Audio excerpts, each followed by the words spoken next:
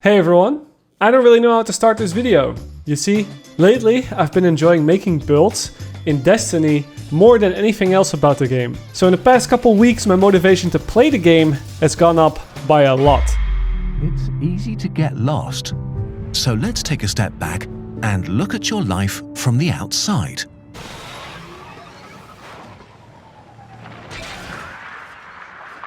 But the motivation to make videos and come up with content, it's pretty bad right now. So what I'm gonna do, I'm gonna try something new. I'm gonna try to match what I'm currently liking about the game with my content. I know, right? Crazy idea. The initial idea for this video was to just do the Master Duality dungeon by myself and turn that into the usual type of content. I knew it was going to be difficult, so I prepared a whole build for it beforehand, which is the build I'm going to talk about today. But it turns out, as I tried the dungeon, thinking it was going to be really difficult, the build just carried me through it. Oh my god, is he doing it?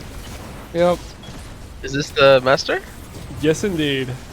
Holy fuck, you just do not die. What is that? That is 2 times restoration right there. Kind of busted. Oh yeah. First boss, first try. Hey yo, hey yo. Yeah. Easiest 3 phase of my life. Let's move. Okay, not actually. That was really messy. Oh, that's good so far. Get the loot. Hello. Okay. Oh, I thought it was second boss, second try. What? I died? That's restoration running out. Well, there goes flawless. Final boss? Okay, that one took a little bit longer, but only because of really stupid and dumb physics-based deaths once again. Yeah, if I get another damage phase like that, then the 3 phase should be pretty... What? Hello? No?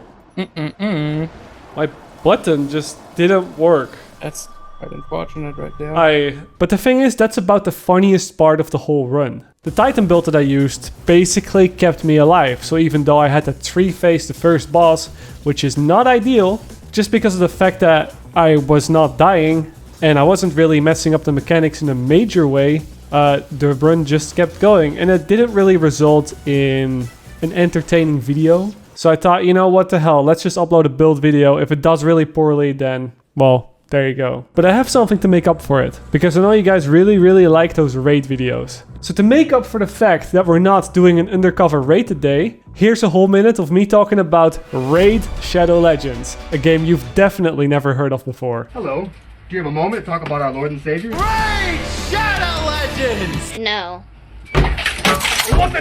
This turn-based RPG available for both mobile and PC allows you to play with over 600 different champions throughout an awesome campaign, fighting, well, as the name implies, raid bosses.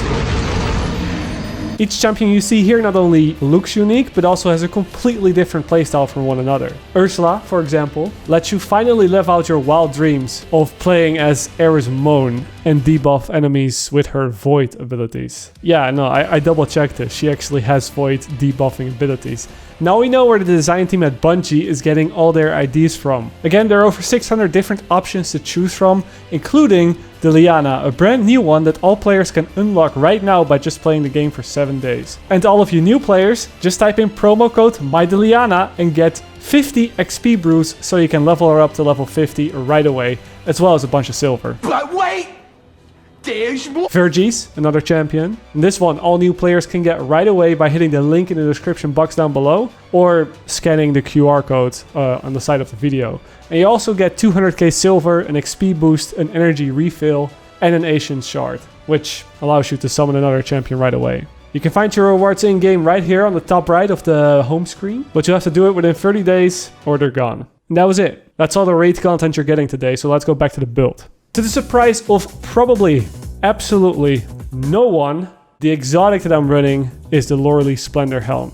This is because Restoration 2x is completely busted in PvE right now in combination with the 40% damage reduction you get when you hit 100 resilience. It's, I don't want to say unkillable, because she can definitely still die. I mean, even if it's gonna be a 4 phase, that's kind of the thing with this build, right? Like, it doesn't really matter how long it takes. If you just stay alive, you'll beat it regardless. What? Beat it regardless. But it does make you almost unkillable to normal NPCs in almost every encounter. And I know that some of the more veteran players right now are ready to go in the comment section saying that Loreley is kind of a dead exotic this season because we have something called Classy Restoration. And it applies the same Restoration ×2 buff under the same condition when you pop your barricade. And while you're not wrong, just hear me out for a second. Not only does Loreley add a bit more to a solar build than just Classy Restoration can do, which I'll show you soon, but Classy Restoration is also a seasonal mod, which means that after this season, it's gonna be gone. And when I make builds, I like to make builds that stand the test of time, that don't work anymore when the season's over. Or at least that's what I tell myself, because we all know that Loreley is going to get nerfed next season anyway. Why do I even play this game? So here's a couple things that makes Loreley a lot better than just slapping on Classy Restoration. First up, kinda obvious, but auto activation. It gets you out of a lot of nasty situations that you otherwise would not have survived. And that's not just because casting the barricade would have otherwise gotten you killed, but also because this can activate when you're mid-air. And that's pretty huge. It gives you a lot more freedom in movement, speeds up your gameplay because you're not stuck to the floor, and it acts as a safety net for when you mess up.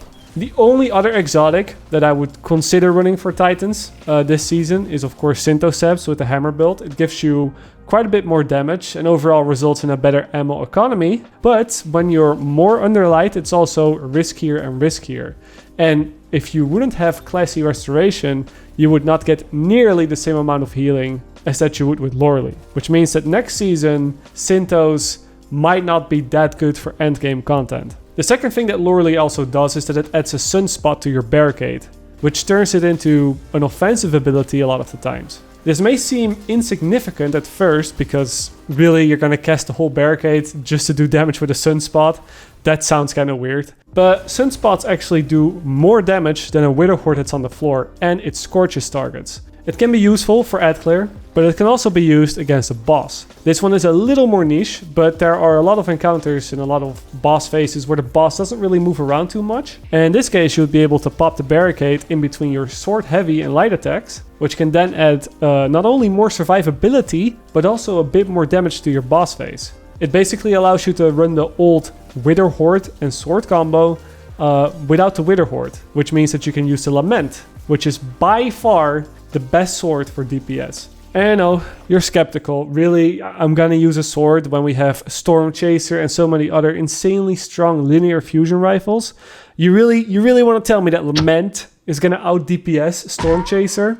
No, it's not. But how many bosses in the game, especially if you're playing by yourself, how many bosses in the game can you reliably use Storm Chaser on? And then there are quite a few where having the extra survivability that Lament provides is also just really important. Because yes, when you do damage with a Lament, it also heals you. I sometimes get in these weird situations where the boss phase is not really going the way that I want to, and then that extra bit of healing from the Lament keeps me alive while I wait for the Sunspot to proc and the Restoration ×2 to kick in, because there is a little bit of a delay. If I'm going into the raid, sure, I'll put on a linear, I'll put on easy and a rocket, but for pretty much all the other activities that I play, lost sectors, strikes, dungeons, I'll just put on the sword. And I guess that brings us to the fragments and aspects. Now, I think a lot of you people probably expect me to run Ember of Empyrean, which is widely considered to be one of the strongest fragments by a whole lot of players, but I actually don't think that you need it with this build. The thing you should know about the Sunspots and about the Restoration ×2 buff is that you can refresh the buff by walking into any of your Sunspots. It's not just the Sunspot that the Loreley barricade creates. So if I'm popping a barricade to get the Restoration ×2, and then I get a solar kill with a grenade or with a hammer, and then I walk into that Sunspot, the Restoration ×2 also refreshes. Which would mean if I were to run Ember of Empyrean on top of that, it wouldn't do much. Also, I found that Ember of Empyrean doesn't really work too well in endgame. With the way that how endgame content is set up in Destiny 2 and how champions and match game pretty much appears in all of the content in this master or above, you're probably not going to want to run another solar weapon in addition to Lament and your solar subclass. You're probably going to want to put on something with Void or Arc, And in the case of this season, I'm running around with a Void Glaive because that also has Unstoppable on it. If you're going to run a Loreley build and you have Soul Invictus, then I think the fragments that are probably best to run are Ember of Singeing, Solace, Searing, and Torches. Ember of Singeing was literally made for Loreley, and honestly makes the exotic so much stronger than it otherwise would be. You scorch targets, your class ability cooldown gets heavily reduced. So Loreley activates, you get a Sunspot, the Sunspot scorches an enemy, and the barricade comes back fast enough to almost guarantee you that you will have it back before the current restoration buff runs out. Ember of Solace is a must-have with this as well, as it increases the duration for the restoration buff, which means that the timer is set to 8 seconds instead of 5 every time you touch a Sunspot. Then we have Ember of Searing, which doesn't come up quite as much with this build. It decreases the melee cooldown when defeating a scorched target, but we're playing the throwing hammer build, so of course we can just reset the cooldown by picking up the hammer instantly. Despite that though, I do find myself sometimes losing my hammer, either due to bad throws or it just landing in a weird spot. And in those cases, this fragment does come in clutch, because with all the sunspots you're creating, you're pretty much always defeating scorched targets. It's not defeating targets with Scorch, it's defeating targets that have Scorch on them, which is pretty much almost all the targets. And then for the last slot, the fragment that literally everybody is running, Ember of Torches. It gives you Radiant on charged melee hits. So that's pretty much the build stat-wise. I think it speaks for itself. Resilience and discipline. Of course, put everything else into recovery, because who needs mobility on a Titan, and who needs strength when you get your hammer back almost all the time, and who needs intellect when you're a Titan. There's one thing that I'd like to point out though, and that's the whole synergy with the Radiant buff, and then also the Lucent Blade mod, because there's some bugged things going around with that. Some people might already notice, but if you're running a sword, you're probably also going to run Lucent Blade, because it's just a flat 35% damage increase, and it also reduces your heavy charge by a little bit, which does help out with the Lament a lot, because most of your damage does come from those charged sword swings. Currently though, Radiant is bugged to override Lucent Blade, even though Radiant is only a 25% buff. So if you have Radiant up and you have Lucent Blade, then as long as you have Radiant, you don't get the damage bonus from Lucent Blade. You lose about 10% of extra damage. It's annoying, but I still think it's worth running both of these, because in a longer damage phase, you're definitely not going to have Radiant the whole time. And I think the 25% damage from Radiant is still really important to have on weapons besides your sword. In the case of my dungeon run, for example, having the Radiant buff or not having it was the difference between one-shotting a Shield Cabal with my Waveframe or two-shotting them. Now this dungeon is quite strict on time. You need to clear the ads pretty fast. So in this case, it might have been the difference between having a very smooth run where all the ads just die instantly, or me constantly just arriving at the last second with no room for error whatsoever. To charge up the Lucent Blade, I'm running Elemental Charge to get Charged with Light when picking up a well, Supercharged so that I can have up to 4 times Charged with Light, which will allow me to keep the 35% damage buff from Lucent Blade throughout an entire damage phase, even if that damage phase is very long. Then Melee Wellmaker, because we're basically always throwing hammers. And then the last mod, well, you can really have anything. I like Bountiful Wells, but you could have Well of Life instead. I just don't think that that's necessary. Of course, if you ever go into a raid and there's an encounter where you have to play linear or Rocket Izzy, then it's just one swap. You swap out Lucent Blade for High Energy Fire. But for this video, I don't really want to go into the weapons too much, other than saying that Lament is pretty strong with this. Anyway, that's gonna be it for today. Just a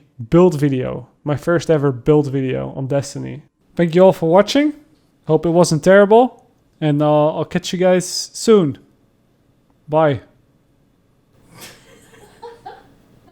Why are you laughing, Donnie? I'm trying to record a video here. Right? I'm giving the people what they want. Sure.